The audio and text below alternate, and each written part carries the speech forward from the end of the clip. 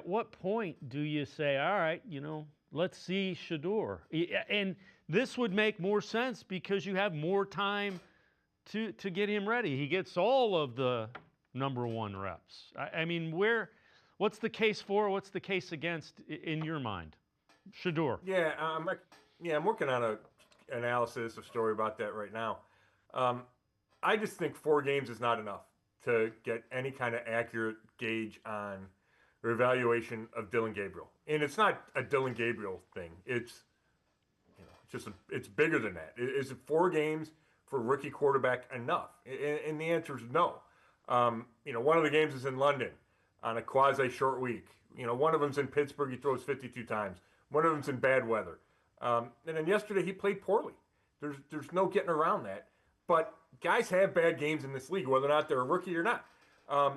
And to just say, okay, I've seen enough of Dylan Gabriel, I understand that there's fans that feel that way, and I get it. He has not won anybody over in these 4 games. I just think philosophically that's not enough time. So to me, that's the argument for keeping him. It's not anything he's done.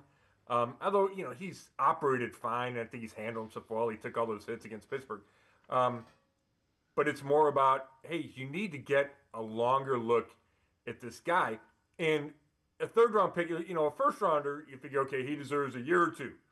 Third round pick doesn't deserve as long and isn't going to get as long, but deserves more than an undrafted guy or seventh round pick that, plays the last week of the year and you're like, it doesn't really matter.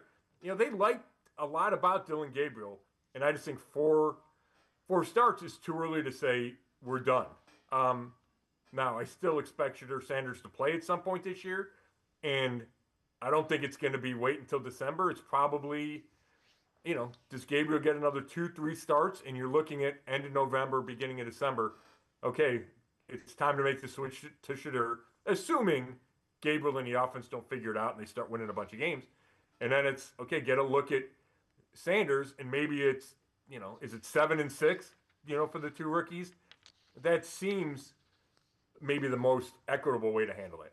Yeah, just in watching it, and I know you went back and watched it, it seemed to me, and the most disappointing thing when I was watching it was Gabriel was getting a little bit more time and still couldn't find his guys downfield yesterday. That was, to me, that's the most disappointing takeaway I had from that game. Yeah, I mean, that's interesting. It's tough to tell exactly who's running open, but we know Isaiah Bond was, and that's